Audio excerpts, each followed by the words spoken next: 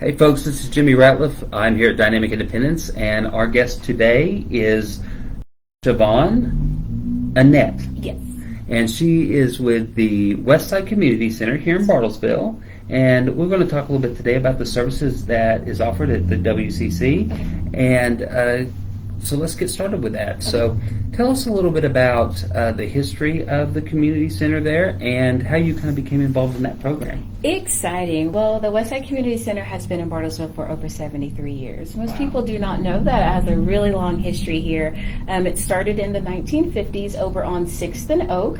About 1986, that building burnt down, and that's where we moved into the area where we are now. That building was built in the 90s, and that's when I got involved as a kid. So I have been a part of the Westside Community Center since I've been 7, 8 years old. I took tap and dance and soap carving and so many different things there that I just absolutely love. But I love the Westside Community Center because it initially started as a safe haven. Thing about that is that over the last 73 years, it has literally turned into this multicultural center that has just embraced all of Bartians from every background, every social, economic level. And if you ask most people about the Westside Community Center, they will talk about summer fine arts. That really has been kind of like their claim to fame and how they came to learn about the Westside Community Center. But I'm just excited of where it started, and now we are really turning into that multicultural center and resource hub for all of Bartlesville. Excellent. So a lot of information and referral type. Oh my gosh. Yes, absolutely. That's excellent. Excellent. So tell us a little bit about some of the programs that you have for the community. And what does that entail? Are these like free programs that are offered to the community? Is there a mixture of things? I know that y'all have a lot going on, so tell us about some of those. We do. So it is a mixture of things. So we have programs for kids. So some of the ones that I'm just most excited about is something called We Prosper, Work Ethics Prosper. It is an apprenticeship program for kids. It's actually going right now where we have kids aged 13 through 16 that come. They learn all about business. They learn how to interview, how to create a resume, how to dress for success. And then in the summer, we connect them with local organizations and businesses. They work alongside them and we pay for them. Wow. So it's a really exciting thing that we have with We Prosper, as well as our CASH program, which is our after-school program. It's called Community Advanced Study Hall. I'm excited because we're changing it. It's not just after-school tutoring and a place for kids to kind of go and hang out. We actually are offering new initiatives like robotics and coding, and we have an intergenerational garden. We have VR headsets. We have so many things where we really want to just immerse these kids into culture and education in a fun and exciting way. But we also have, like I mentioned, an intergenerational garden. So for people out there that love to garden, you might want to come be a part of that. We're really excited about that because healthy living is so important, learning how to grow your own food. And we have some wonderful community members that are willing to come in and teach us how to cook. And make some things that we grow. We made pickles a couple of months ago, and as minor as that sounds, it was a big deal. People were really excited about all of those pickles that we made. But next week, we are partnering with Ollie to offer some programs for individuals who are 50 plus.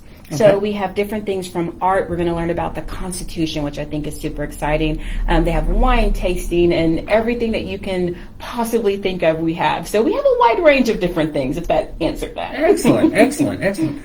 So with your multi-generational program that you have there for the gardening, it doesn't matter what age. If you want to come and get involved, come and get involved. Absolutely. We actually encourage that. So it actually started with a couple of young ladies who were in their 20s and some ladies who were in their 70s. And they realized that they had that common interest of gardening. And so what we're hoping is we have so many individuals in our community who do not have family that are present, regardless of the age. And so we want them to come out and just learn how to communicate and interact with people from different cultures, different backgrounds, different ages, and grow some really good food along the way. Sure. It always tastes better if you go out yourself. I'm telling you, yes, something about that just has a different little taste to it. Yes, for sure.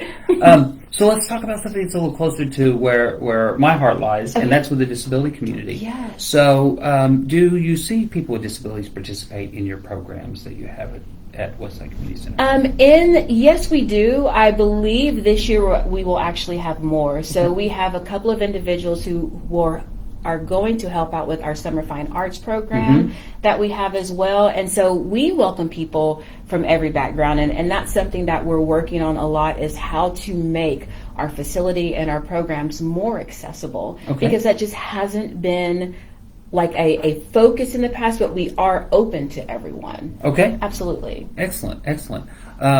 So if an individual wants to participate, talk about the accessibility of your facility. Are those things that you're working toward in some aspects? Are they things that are already implemented in other aspects? Yes, a little bit of both, actually. So in front of our building, we do have wheelchair accessible ways that you can access and ramps that you can actually get to the building. Sure. And then once you get to the building, that is an area that we are working on, how to make our doors a little bit more easier for people to get in and out of. Okay. But once you get into our facility, it's very accessible in every other capacity. Okay. It's just those little minor tweaks that we are working on, for sure. But I actually encourage different people to come to the West Side if you've been there before or if you haven't been there, because having that fresh perspective of people that can possibly point things out that maybe we haven't looked at or we didn't even realize would be so beneficial, because we want every person in our community to come to the West Side, be involved in the West Side, to volunteer with the West Side, and to benefit from all the different things that we have to offer.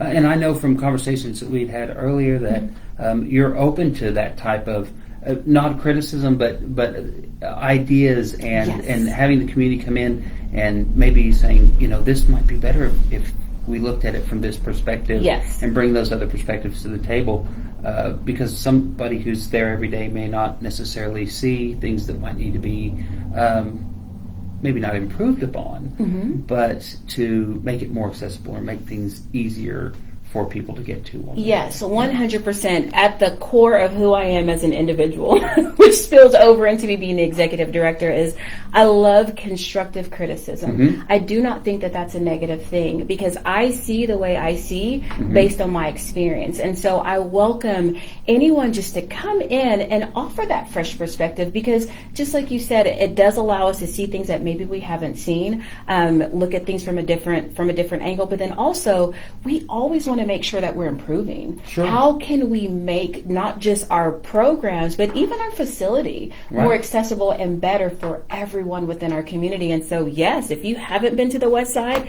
please come. We have somebody who says, could Dynamic Independence help with the assessment of accessibility? And actually, that's a true thing. We have done that. We have a community that's nearby that we went and did kind of an assessment of their Main Street. So if you want to engage with us at any point for that, I know this is kind of out of left field, but we have a comment about it.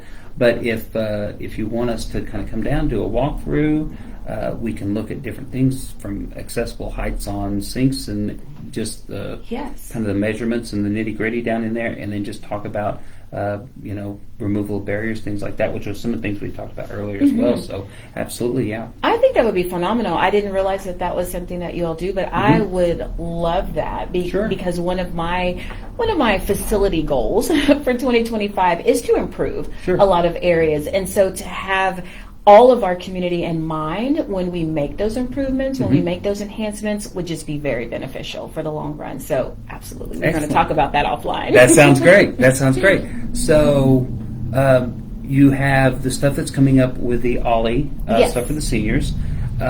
Talk about some maybe of the big events a little bit more that you all might host maybe throughout the year. Do you have one thing that everybody just looks forward to? I know you kind of made mention a little bit earlier, but can you go into a little bit more about those types of things? Yes, absolutely. So in June was one of our biggest events. We have our Juneteenth. Okay. And so that was one last year, I guess you could say in 2024 when we reopened. That was our grand reopening and our Juneteenth celebration.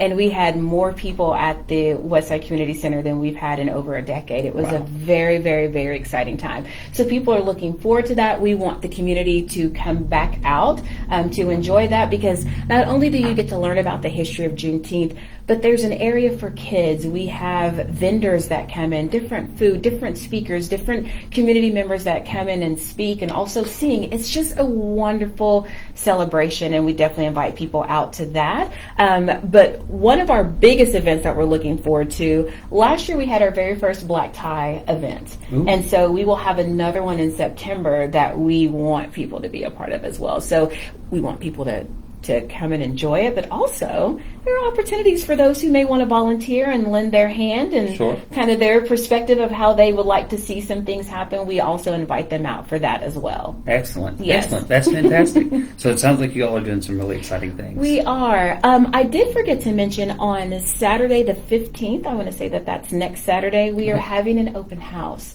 And so we just invite everyone in the community to come out, whether it's students and their parents, whether they are just community members, even organizations and businesses that are looking like, well, how can I get involved with the Westside Community Center, or what are some areas of need that they feel that they can kind of fulfill? Come out, see the facility, learn about all the different things that we have going on, and let's form some great partnerships. I think that sounds great.